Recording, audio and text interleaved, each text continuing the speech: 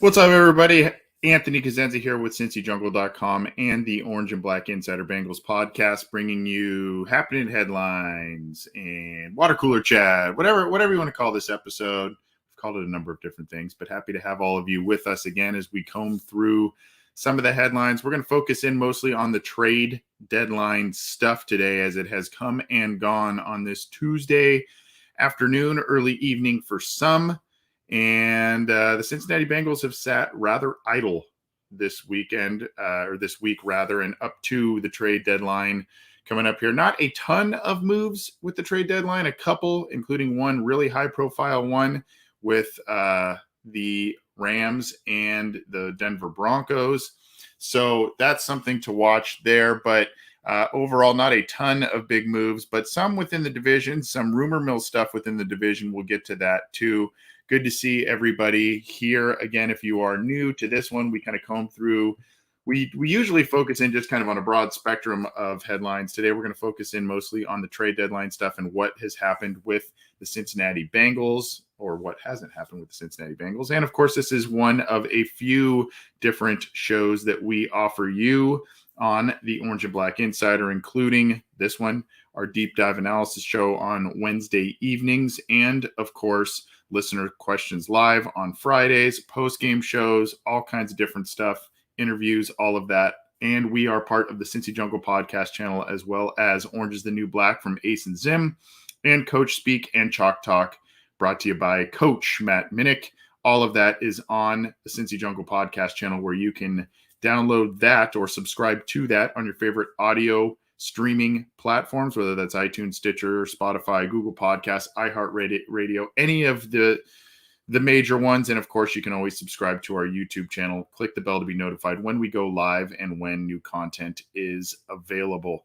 So, look, hey, Antoine, what's up, bud? That's a very nice thing to say. I'm going to try and get to Las Vegas in a couple of weeks. We're trying to make things work. Got to figure out childcare and all that kind of stuff. Very nice comment from you, sir, and great to hear from you, as well as all of you. Seeing a lot of familiar faces, some new ones, and good to see everybody here, whether you're joining us on the YouTube channel live or Cincy Jungle's Facebook page. Appreciate, or Twitter accounts, however you may be watching it. Appreciate you tuning in. Well, the Cincinnati Bengals kind of took one on the chin this weekend against the Jets, losing by 3 points. Their three losses are only by 3 points a pop, so they're not really getting blown out by any stretch of the imagination. And all of those games, not only have they been one-possession games, but they have come down to essentially the absolute wire. Unfortunately, Zach Taylor continues to have struggles in one-possession games as the Bengals head coach. I think we're something at 4-15-1, 4-14-1, something of that nature in terms of one-possession games since he has been the Bengals head coach. So not too great on that front, and the Bengals lose what should have been a winnable game. A lot of issues on Sunday that were visible. Bengals sleptwalk through portions of that game. Poor tackling, poor game plan, a lot of different issues were going on there. And, I said this in the post game, and there's going to be more in the good, bad, and ugly post I just finished writing up for Cincy Jungle. There's going to be a lot on there about, complimentary football. And if you look at kind of how the drives went when the Bengals got opportunities from their defense, on the very rare occasion they did not step up. So kind of a tale of the tape, along with many other issues there. But like Kevin Jones says, on to the Browns. Before we do that, let's talk about some of the headlines on CincyJungle.com and on Twitter that I can share with you about the Cincinnati Bengals. Unfortunately, we've got some bad news here where the NFL stays firm, and this is on CincyJungle.com. I will put this in the live chat for you all here. The NFL stays firm and does not admit a mistake with the Mike Hilton penalty, the helmet-to-helmet contact. So they are digging their feet in the sand, and they are not budging on the fact that this was some sort of issue and or a bad call here. Here is I guess I could zoom this in here. This is a tweet from The Athletics, Jay Morrison. So I will zoom that in here. But essentially, what is being said here, this is from questions by Paul Dehner Jr. to the referee pool here. And I'm going to share this with you here. Bear with me. To the referee pool here, talking about, and hopefully you'll be able to see this. The font on it is a little small, but I've got a zoomed in picture for you here in case you have not seen it. Here it is. The referees here. Question: can you talk through? I will zoom it in further for you. See if we can get a little bit for you there. Can you talk me through the personal foul penalty called on Cincinnati's Mike Hilton late in the fourth quarter, and what you saw in making that call? Rolstat, who was heading up that crew, said the line judge had the unnecessary roughness. It was Cincinnati number 21, who was Mike Hilton, and the foul was for lowering the head to initiate contact. So that is going to be a use of the helmet foul. Were you at all? This is a question. Were you all discussing this? When you were all discussing this, is there any consideration that the foul was being on the offense? Normally in that situation, there is only a couple of officials looking at it. We were not looking at that. I don't think there was any discussion about the offense. The call was on the defense. What should a defender have done there to avoid that call? How do you avoid that? I'm not here to verse you on how to tackle properly, but the rule is that you cannot lower your head to initiate contact on a player with your helmet. So he can hit him with his shoulder, I suppose. Did it seem pretty clear for you guys? There wasn't much conversation. There wasn't much conversation or debate about it. Yes, we had a short conversation, but felt good about it. So that is, sorry about the font there. It's a little small, but essentially the NFL and the referees standing by that decision, that controversial decision of giving the Jets a first down on a 3rd and 11, a stop by Mike Hilton, where he was just a couple of feet off the ground where it was his head in terms of making a tackle, went low on the defender. NFL is, and the referees are doubling down on that decision there.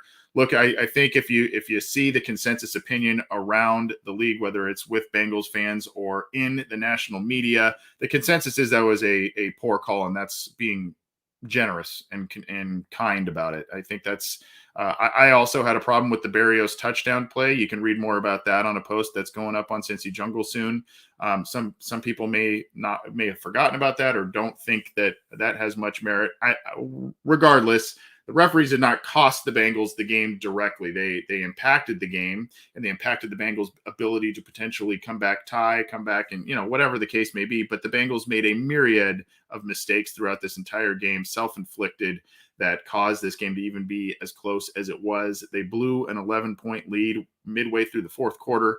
So, you have to also place blame on the Bengals themselves for where it was. But the refs made a poor call at a very critical juncture in this game, and it really did impact the outcome. But again, the Bengals and their play dictated a lot of where this game went as well. So that as we kind of continue on with what else is going on, or the aftermath rather of the Cincinnati Bengals loss to the Jets 34-31 on Halloween. And here are the snap counts, giving you kind of some interesting looks at things here.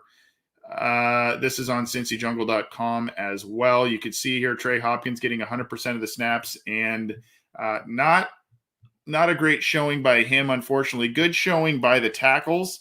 The offensive tackles, they both graded in the 80s for Pro Football Focus. We'll talk about that in a second. Trey Hill got in there briefly for the Jackson Carman injury. Waiting to hear more how that plays out this week as well. Mike Hilton in there for 79% of the snaps. Awuzie in there for 99% of the snaps. He had a rough game as well. He wasn't the only one, but arguably the worst game by him as a Bengal, and came in a game that just they could not afford to have him play poorly because not many others were playing well. And so unfortunately, he was not being masked there. Eli Apple, 100% of the plays. He also had some struggles as well. Trey Hendrickson, 77% of the plays. Cam Sample, 26% of the plays. Sam Hubbard in there, 86% of the plays. Khalid Kareem getting his first action as an edge rusher there. I believe was it him or Sample that got flagged with the roughing the passer penalty regardless.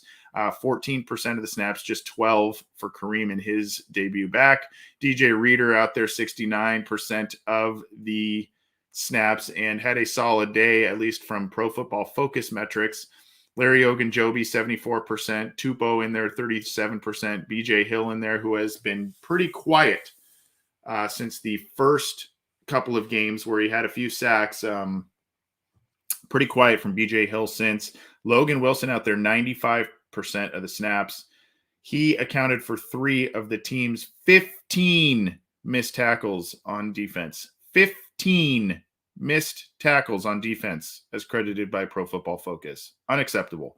Jermaine Pratt had an interception, was out there 67% of the snaps. You see Marcus Bailey out there 5%. Davis Gaither out there 24%. Jackson Carman played most of the game. You see the other linemen, basically all the linemen played 100% of the snaps, with the exception of Carman, who missed 7% of the snaps because of that injury. Kind of scrolling around here. Mixon at 77%. P. Ryan at 25%, yet he did not notch anything in the stat column, be it rushing yards or maybe, I'm sorry, he did have a reception there, but minimal day from him. Ricardo Allen, just 11% of the snaps. Von Bell, Jesse Bates, 100% each. CJ Uzama, 86% of the snaps. He got a couple receptions late. Drew Sample in there, 36%. Tyler Boyd in there, 80%. Jamar Chase, 95%. Kind of a rough day for Chase in a number of different fronts. We can talk about that in a second. T. Higgins out there, 77%, who had a pretty good game himself there. So you can see what they were doing on offense in terms of the snap counts and what the game dictated for them. Look, Jamar Chase had 2 drops early. I mentioned that. He had one was off a ricochet early. He had one in the end zone that just dropped. He wasn't the only one immune to issues on offense. There's a lot of inconsistencies. Again, kind of comes in spurts and then extreme dry spells. The Bengals in general were never really able to recover from that drive at the beginning of the game when Jesse Bates did not get the ball into the end zone on an interception, got it down to the 1-yard line. Bengals, I think, netted minus 14 yards and 0 points on that ball that started at the Jets' 1-yard line, and they were never really able to recover from that and were never the same from that. However, I mentioned this. I don't want to spend a ton of time on this, but I mentioned this in the post-game show where the Bengals leaders showed a united front at the press conference. I believe this was, from Kelsey Conway. They came out there, they came out to the podium. I'm not going to play the video, but essentially talked about, it's still a close-knit team. It's unacceptable what happened today, but we're coming out here and showing accountability. And I haven't really seen, especially when you see the single podium there, haven't really seen this in the NFL where guys kind of share the mic and share the podium. It's a cool gesture. I like it. But, again, they were saying and doing supposedly the right things this week leading up to it to avoid a trap game, and it didn't do them any good. So words are hollow. However, this is a nice gesture, particularly after a really tough loss and one that it seemed like a lot of guys were angry. You heard about Joe Burrow slamming his helmet down on the bench at one point in this game, and other guys being pretty angry as well. Zach Taylor talked about how losing stinks in some post-game press conferences. So, and that they don't want to be a part of it anymore. So, these guys they're saying the right things, but they have a gigantic one on deck as the Cleveland Browns come to Cincinnati in an AFC North matchup. We've got a little bit on the playoff picture coming up here. So we'll talk a little bit about that. So, it was kind of the perfect storm here in terms of what the Cincinnati Bengals ran into on Sunday. 3 straight road games, an opponent that was starving for a win, a quarterback that they were playing that, had limited pro film on him out there. First career start. And, Cincinnati also, their execution, their effort, it was pretty poor. It was pretty poor. And I think, a lot of those guys would tell you that. Let's continue on with some Pro Football Focus scores. And I got my boy Andrew Russell, and he followed me. Andrew Russell followed me. He hadn't followed me, so he followed me back this weekend, thankfully. So Andrew, keep up the great work on Twitter. We appreciate all the stuff that you are sending us here. Riley Reef, 82.4 is your top graded Bengal on offense versus the Jets. Jonah Williams. So you see the top two guys are your tackles. So pretty good stuff there. Tyler Boyd with a 76 grade. I'd be interested to see kind of how they formulated the miscommunication play in the end zone that resulted in an incomplete pass. And obviously Burrow was pretty upset about that. Uzama was in the area. Boyd was there, and it just seemed like another miscommunication there. Joe Burrow, 75.4 is your fourth highest graded Bengal on offense. Quentin Spain, 73.6. So those are your highest graded on offense. And of course, we will go to the same great Twitter follow, Andrew Russell, for the highest graded players on the Bengals defense per PFF.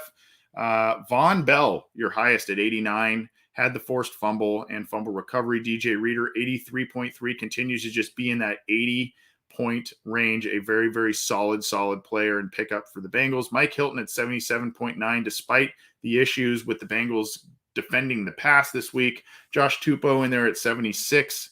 And then Trey Hendrickson at 62.5, kind of a feast or famine day by Trey Hendrickson, and really a lot of the Bengals, particularly as it pertained to the pass rush on that afternoon. So those are your top performing Bengals as of yesterday for the Sunday performance. I'm seeing some questions here. Any updates, Boosted Gaming, any updates on the Carmen injury? We're waiting to hear more. Obviously, when the injury reports come out this week, we will be finding out more about that. The concerning thing for me, I believe Jackson Carmen had back surgery before the draft, and then it looked like a lower back injury that happened there. Maybe it was just a little bit of a hyperextension or what have you of the back. It looked pretty ugly, but the fact that he was able to get up under his own power was a good sign. So we'll see what happens there. Some news should be coming out with the injury report, etc. But regardless, the Bengals did not make a move. We'll talk about that. Did not make a move at the trade deadline. So that's something to note. Now, before we transition into kind of the second half of the season here, because now we're at 17 games, Bengals have played 8. They sit at 5-3.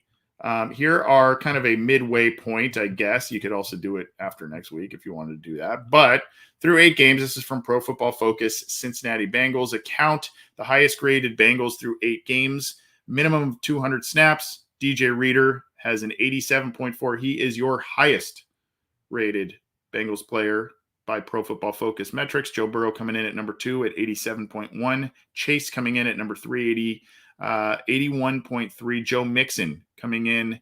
And Joe Mixon, even though there's been some inconsistencies in the rushing yards department, he has stepped up in passing, in receiving, and every once in a while he had a rough start to the pass blocking, but he and Samaje Perine, Drew Sample, we've seen some decent things of them of late, picking up blitzers, so you like to see that. He has an 80.3 grade, and Von Bell, your only member of the secondary, but your second defensive player on the list within the top 5, 76.5 grade. So he is proving to also be a great acquisition in free agency for the Bengals. While I mentioned that the Bengals did not do anything at the trade deadline, there were maybe some rumors that they were looking around at some stuff, whether that was a cornerback, an edge rusher, I don't know. Our buddy Malik Wright kind of hinted at some stuff. So, we have to see more here.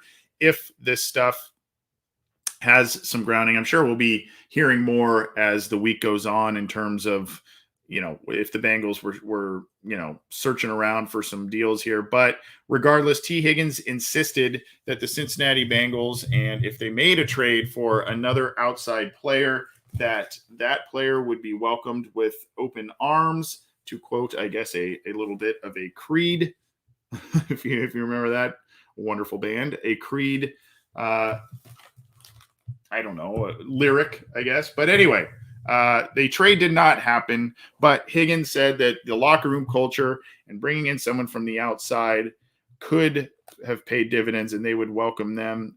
Mike Petraglia with the tweet here, and here is I'll put the link in general for the Cincy Jungle article in the live chats for all of you. You see here, Mike Petraglia, we would welcome him with open arms, bring him into the family. So considering and calling the Bengals locker room a family is T. Higgins.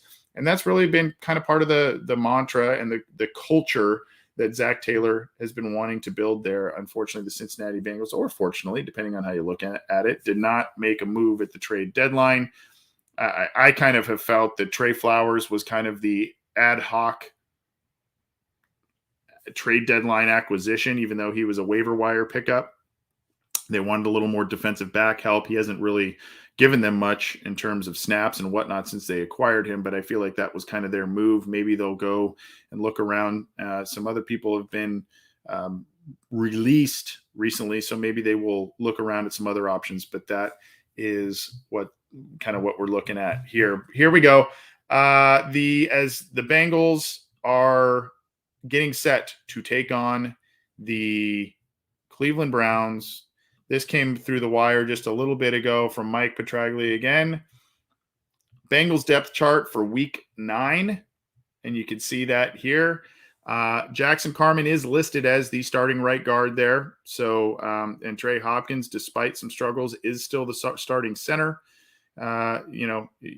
You've got some other things. You see Samaje Perine still backing up Joe Mixon as the number 2 running back. Chris Evans did not play last week. And really not many other surprises other than, maybe Eli Apple still being up there at the top of the cornerback list, but still there are a lot of injuries they are dealing with there. So not much movement, but that is the depth chart as of November 2nd and going into week 9, courtesy of Mike Petraglia, who is, we had him on the show a few weeks ago. Great listen and a great guy covering the team. We appreciate his time there. So go give him a follow if for some reason you are not following him.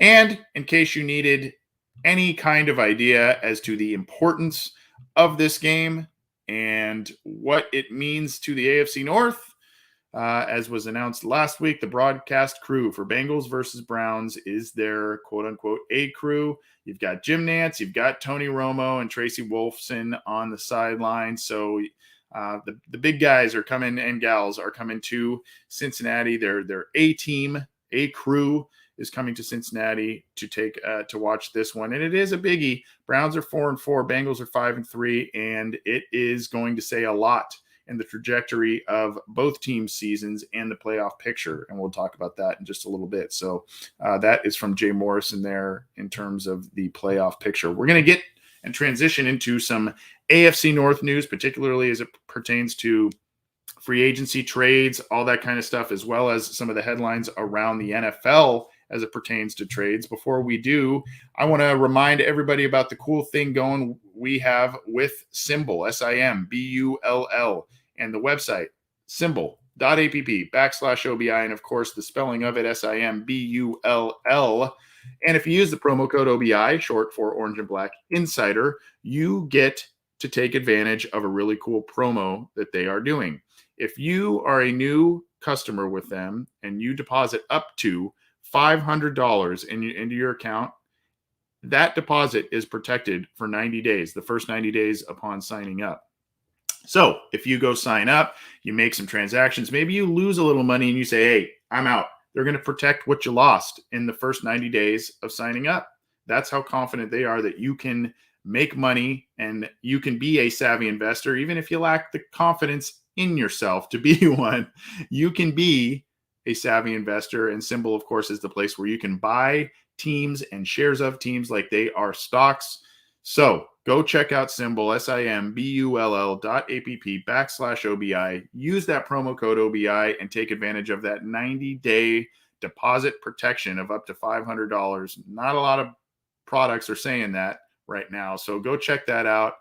and go make yourself some money, whether it's on the Cincinnati Bengals, whether it's on another team, maybe even another sport, because they don't just stick to the NFL. Go check it out. Take advantage of that promo and use that promo code OBI. We are happy to be partnering with Symbol once again, even though their CEO is a Packers fan, and I'm sure he relished in the Bengals lost to Green Bay a few weeks ago. That's okay.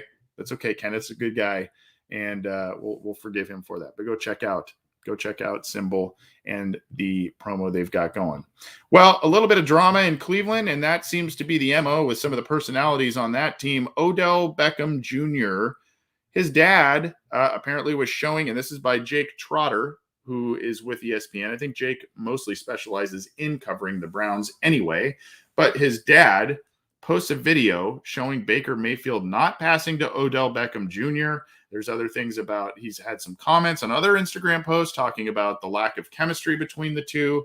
And there was some talk that Odell was going to be traded before the deadline. Well, the Browns quickly shot that down a few hours before the deadline was over, saying we're not going to trade him. But this makes for continued fuel to the fire of a talking point that there is a rift between Odell Beckham and Baker Mayfield. Now, of course, they've got the Bengals on deck, and the cynical Bengals fans like myself will say, oh boy, this is just what the Bengals need here. But we're still thinking we've got some different Bengals teams here despite what happened last week. But here you go. This is a little difficult to see how it's shared because on the ESPN article, it shows it sideways, but I think you can kind of get the picture. You can go on Instagram and see it. I'll put the link here too in the live chat so you can go to the ESPN and kind of click the links, the ESPN story, and click the links yourself there. But you can see here Odell Beckham Sr. is circling his son, showing him open, and the ball is not coming his way, etc. And, you know, there's all kinds of different things. Like I said, some other comments that I had seen. Here's Odell Beckham Sr., generally behind the scene, but not today. I'm a father before anything. And, you know, all these different hashtags and, you know, showing that, you know, there's some issue with Baker not wanting to get the ball to Odell Beckham Jr. Now, it has, I don't want to say it's been a failure in terms of the trade of Odell Beckham to the Cleveland Browns, but it has largely not worked out. It has largely been, you know, there's been some injury stuff. There's been some ineffectiveness. And hey, I've seen a couple of drops by Odell as well. So it's kind of a two-way street here a little bit. I see Sterling Sherwood in our Facebook chat says Odell ain't that guy anymore. Yeah, he kind of hasn't been that guy for about 3 years or maybe even more. So, you know, still an effective player, still a good player, but, you know, the chemistry there is just off for whatever reason. And it is not, it's not doing what, you know, it's not doing what the Browns have hoped for in terms of conducting that trade. Jarvis Landry's been a nice acquisition, obviously, but, you know, you kind of expected more out of this. And then you've got kind of this quote unquote headache and Odell's father coming a little bit out of the woodwork there and taking Baker Mayfield and the Browns offense to task through social media. So at any rate, very kind of some drama coming through there on the Cleveland side of things. And of course, some more Browns news. They're coming off that ugly loss to Pittsburgh where they are not doing things on offense, only scored 10 points, turnovers, lack of offensive rhythm, etc. is plaguing this Browns team right now. And there's an article on clevelandbrowns.com that says the Browns are striving to, quote, make the most of all of our opportunities on both sides of the ball. And so, you know, and this is from Anthony Poisel, great first name there. And you know, Kevin Stefanski seems to be one of those really kind of young and innovative coaches that are kind of making the NFL fun right now. And it's been a little bit of a mixed bag of late in terms of offensive performance. Obviously, Odell Beckham Jr. has had some injuries. I think both shoulders are injured for him. Baker's got the injured left shoulder as well. So there are some embedded excuses, but again, you see, quote, we have to make the most of our opportunities. I've seen some really good moments from this group. I know what we're capable of. We haven't done it consistently, and we haven't done it consistently enough. was kind of some of the words here that Stefanski used in a recent press conference, talking about the issues with the Cleveland Browns and what's been going on in their offense. So it hasn't been great showings by this team and what they're potentially truly capable of, but they are working to get things right, and especially with this game coming up here with the Cincinnati Bengals, they are hoping to make a difference. The Bengals, of course, coming off of that deplorable defensive effort against the Jets, where tackling and everything was seemingly an issue. I've got some more sunlight issues for me where I'm recording. If you're watching the video this time of year and this time of day when I record this, I always get this, I don't know, holographic look. I don't know what you would call this, but anyway, I apologize if I look a little odd. That's just the sunlight and the Earth's rotation. It's out of my control, folks. I'm trying to move. I'm trying to do different things at any rate.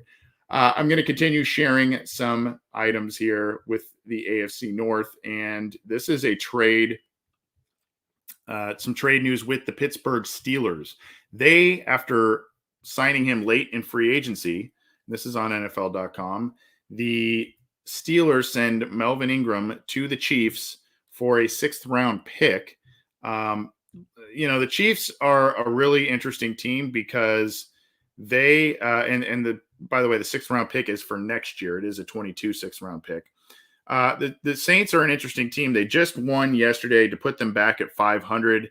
They have some issues galore themselves. I mean, they are a shell of what they've been over the past couple of years in terms of what they're doing on offense, in terms of, how they've looked in a lot of different respects.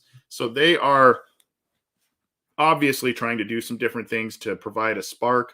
Bringing in Melvin Ingram could help, even from a rotational pass rush standpoint and going on there. But Ingram was dissatisfied with his playing time in more recent games, wanted to let the Steelers know about it, and wanted to let them know that he wanted to be traded before the deadline so that he can go somewhere and hopefully to a contender to get a little more playing time and be a part of that. So the Steelers obliged his wish and sent him, after signing him in free agency this year, sent him to the Chiefs for a 6th-round pick. So that is what's transpiring a little bit in Pittsburgh there after they pick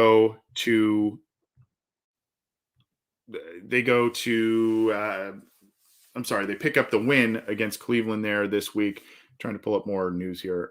So why was Melvin Ingram so dissatisfied? Well, that was because the Steelers a few weeks prior picked up another former 1st-round veteran pass rusher in Taco Charlton, and they like what Taco Charlton is giving them. This is on Steelers.com, and this shows you a bit of what, and I'll put this in the live chat for you folks as well.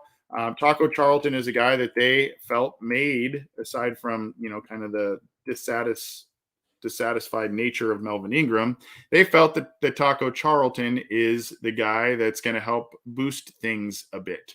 And you can see here, and then, of course, Alex Highsmith, their pick last year. Actually, reminder, go back and look at some of our archived videos. We actually interviewed Alex Highsmith prior to the draft. So really nice kid. I went into that interview, or I came out of that interview, and after researching his style of play and where he went, I said, watch him go to either the Ravens or the Steelers. This is a prototypical edge guy, outside linebacker type for those teams. And lo and behold, that's where he went. Regardless, the Steelers are very comfortable with letting him go, as they've got Taco Charlton in the mix here. So they feel that they've got a good grasp on what's going to happen here in terms of the Pittsburgh Steelers pass rush, getting guys healthy. TJ Watt's coming back and making an impact. We know that. So that is something that they felt that they could do based on everything else. So Taco Charlton's going to get more looks here, while the Chiefs pick up Melvin Ingram. Let's keep going with the Baltimore Ravens here as we continue the AFC North whip around and some of this. Not too much of huge news with the Baltimore Ravens coming off the bye here. By the way, there's nothing better than if you're a team that goes on a bye and all of a sudden you end up gaining ground in the division and in the AFC playoff picture like the Baltimore Ravens did, thanks to both the Browns and the Bengals losing this week. So the Ravens quickly activated Chris Westry to return to practice. And this is courtesy of Ryan Mink at BaltimoreRavens.com, who's been making a little bit of waves in the Bengals community on Twitter. So with some of his recent comments, but at any rate, the Ravens activate Chris Westry, and he's coming back to practice. And he suffered a knee injury in the opener, and he is a cornerback helping them. He's a big cornerback, 6'4", 199, and hopefully helping them shore up some of the defense, especially with what the Bengals did to them in the passing game just last week. So that is an acquisition that they have made, or a roster move that they have made. And of course, we've talked about this a couple of times when talking about the Baltimore Ravens in the past couple of weeks. Patrick Queen has been moved to the weak side linebacker spot. Old friend Josh Bynes manning the middle, and this is on Baltimore Beatdown, our counterparts in the SB Nation network. I will put this link in the live chats as well. But basically, the headline from Josh Reed is Patrick Queen is embracing and thriving in his new reduced role. So he is playing better when he is kind of playing more instinctive football instead of thinking a bunch. But here's the source here from PFF Baltimore Ravens.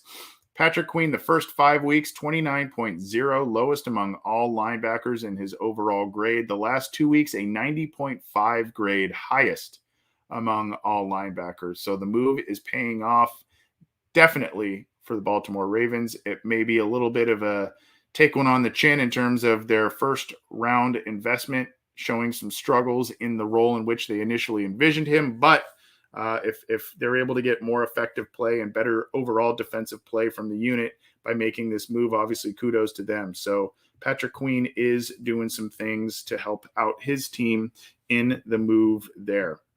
We're going to transition to some NFL news. We're going to primarily focus on trade news here. I know there's a lot of different stuff going on here, but we talked about the Chiefs getting getting Melvin Ingram in a trade there, and here is a little bit of some interesting news. The Rams. Well, let's start. I was going to start with one piece of news with the Rams, but I'm going to start with the one that came across earlier here. This Von Miller gets traded to the Rams for 2 draft picks next year.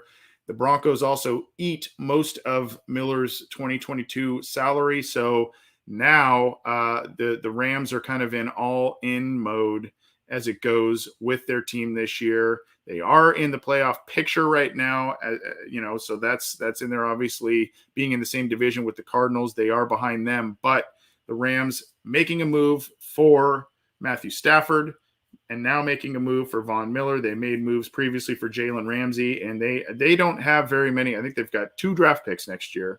So they are really trying to go all in, if you will. So Von Miller gets traded to the Rams for 2 picks. The Broncos eat most of that salary. And here's the caveat to those picks that the Broncos are stockpiling. They are undoubtedly trying to have those to package to move up in next year's draft to acquire a quarterback in the draft. That seems to be what they are targeting to do. But Von Miller going to the Rams and making kind of a big splash there. Also with the Rams, a disgruntled Desean Jackson, and he says he is parting ways with the Rams here. This is his Instagram post, and this is via Ian Rappaport. He kind of said, I'm just not digging it here. I'm not getting the touches, whatever, but he should be on the open market here. We'll see what happens with him. Had a couple of big plays, but overall the impact has been largely minimal, especially with Cooper Kupp getting the lion's share of catches, etc. So Desean Jackson is not going to be with the Rams anymore. So we'll see what happens and if a team wants to pick him up. I don't think we should expect the Bengals to, but stranger things have happened, I suppose. But Desean Jackson looking to be a free agent, could not obviously find a trade partner there. We usually flip it a little bit. Actually, no, let's keep going with the trade stuff. Let's go with the trade stuff. We'll end on the other one. Trade and or roster news, free agency news. Here is one here from Nick Shook on NFL.com. After a few weeks ago, the Cowboys, surprisingly to some, let go of Jalen Smith. Jalen Smith, of course, was the guy who had a devastating knee injury, who probably would have been a top 5, top 10 pick in the draft in which he came out, had the knee injury, fell to the second round, was basically had a redshirt year, and then came back and slowly started to play pretty well for the Cowboys until of late, after he signed a big contract and his apparently his knees were just not working with him. So Jalen Smith then signed with the Packers, and the Packers now released Jalen Smith after 2 games. So he is looking for another home. I don't know that he will find one going forward there, but the Packers released Jalen Smith just after 2 games of having him. There's some kind of not great film out there about it, and that's what we've got here. Chiefs making another move as well. Just aside from the acquisition of Melvin Ingram, they trade Laurent Duvernay-Tardif, hopefully I am pronouncing that correctly, to the Jets for tight end Dan Brown. So the Duvernay-Tardif did not play last year because of the COVID-19 pandemic. He decided to sit out. And so the Chiefs now get another tight end. If you watched last night, it was a little bit of a rough game. Kelsey made some plays, but he also had, what was it, a fumble or a drop? And then the other tight end had penalties. And there was just stuff going on with the tight ends. Now, obviously, they are set with Kelsey, but they probably also want a guy that can block a little bit and, of course, can add to the pass-catching repertoire there. So the Chiefs trade an offensive lineman and get a tight end back from the Jets in return. So that is another trade that occurred before the deadline here. The Bengals can kind of, and their fans can kind of do a victory lap on this one here. And what I mean by that is all offseason, we had heard how the Bengals did not do right by Joe Burrow. They did not do right by the team by not investing more heavily in the offensive line. And even last year, some people wondered if Joe Burrow was going to be the best quarterback in the class, et cetera, et cetera, et cetera, et cetera, et cetera. We heard it all. Well, now all of a sudden, not even a year, well, about a year and a half into the whole thing, the Miami Dolphins are ready to give up on Tua Tagovailoa for Deshaun Watson and all of the issues going on there. But they had a framework of a trade in place, but that never worked out. Undoubtedly, it would have been, picks and Tua and all kinds of stuff to the Texans from the Dolphins for Deshaun Watson. But it never materialized, and these lingering legal issues, the ramifications of that if they acquired the player, and it turned out that more heavy stuff was coming down the pike.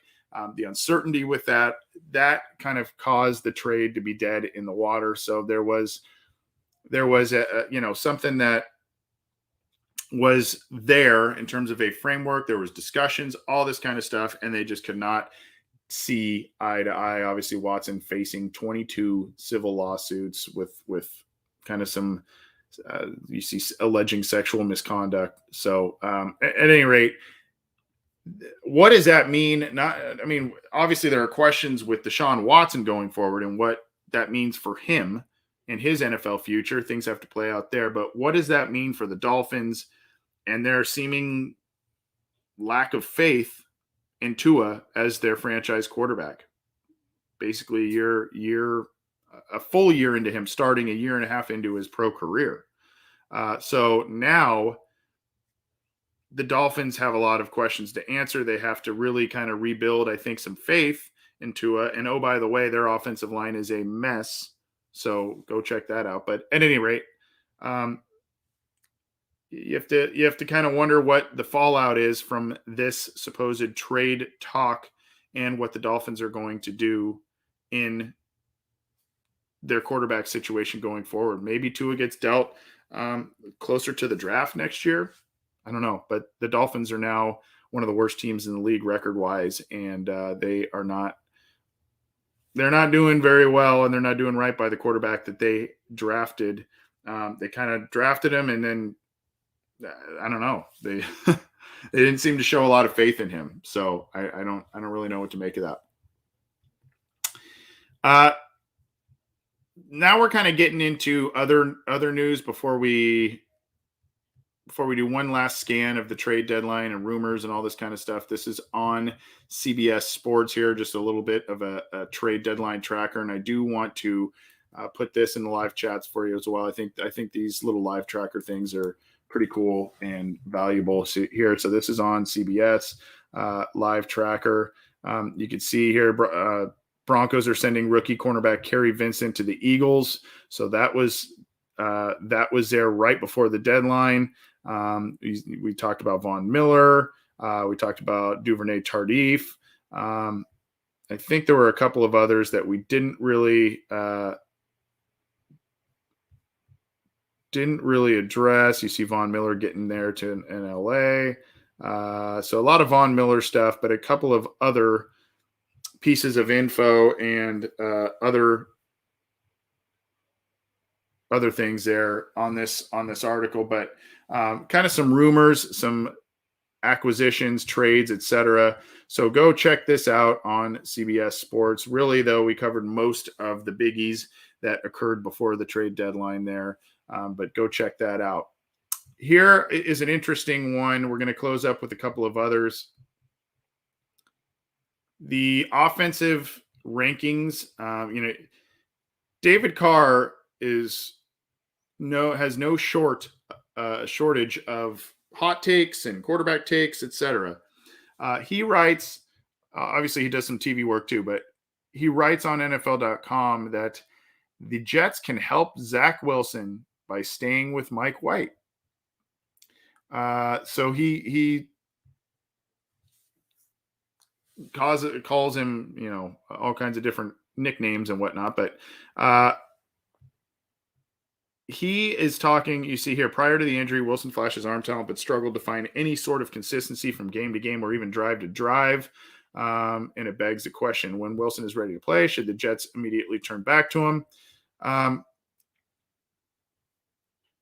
I will say dealing with quarterbacks is tough. It's not like baseball where you can pull a starter after 2 innings if he's having a rough night. Sitting a quarterback does something psychological to the player because he was brought in to be the leader and typically is the leader. That said, White handled being thrust into the starting position extremely well. Saw a lot of encouraging things from White on Sunday. He had good footwork and good vision and manipulated the Bengals' top 10 defense. Although it was his first start, White looked prepared. So he talks about that, and obviously Carr comes from being a number 1 overall pick and being a guy who, as a rookie, got beat up because of poor offensive line play. We heard all about that with the Joe Burrow stuff.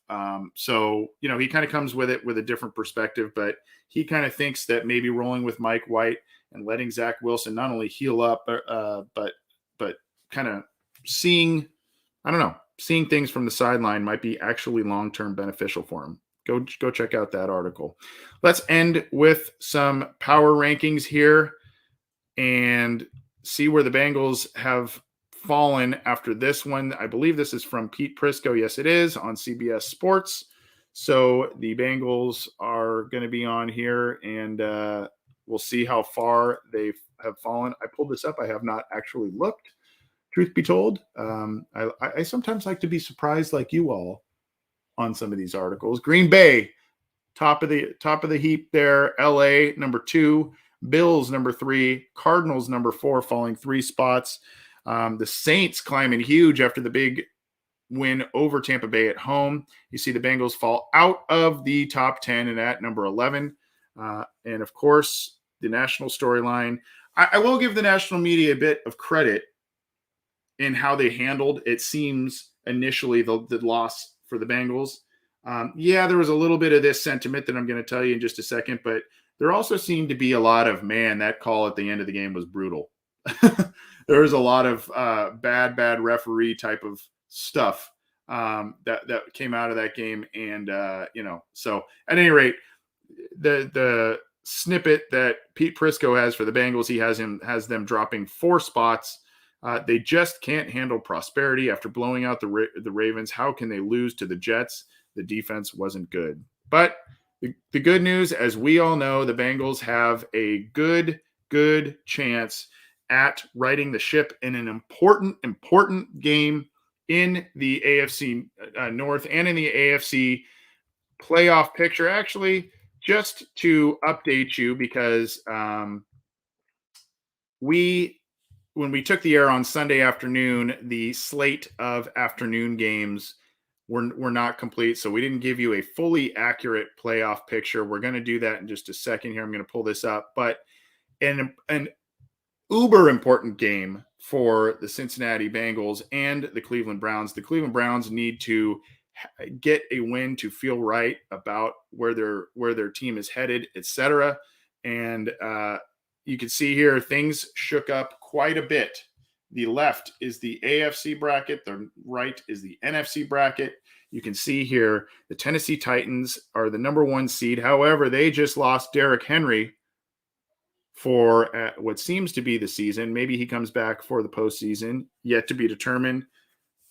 Foot injury, had surgery on that. Apparently went well. So another headline I guess I could have spent a little more time on. But Derrick Henry, I'll say it now. This provides a good opportunity. Had foot surgery, injured his foot in the game on Sunday, but had foot surgery and seems to be done for at least the regular season. Regardless, the Titans have the number 1 seed.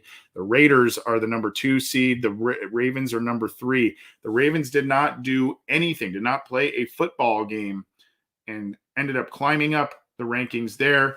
The Bengals go from number 1 to number 5 in terms of seeding. They fall 4 spots as the number 5 spot. If it were to end today, they would be making the playoffs as the top wild card team. But look who's right behind them. The Steelers at number 6. The Chargers at number 7. They just lost. And you've got a number of teams here, the Browns being there. So all of a sudden, the AFC North is just all over this playoff picture. And this game coming up Sunday against the Browns, it's going to say a lot for both of those teams. And I think that the Bengals being back in that home stadium will have a profound effect on how they play. But I don't know. And the Browns are a little bit messy here. You see Sterling Sherwood here. This NFL news about Odell's dad definitely going to detract from the game coming up, I think.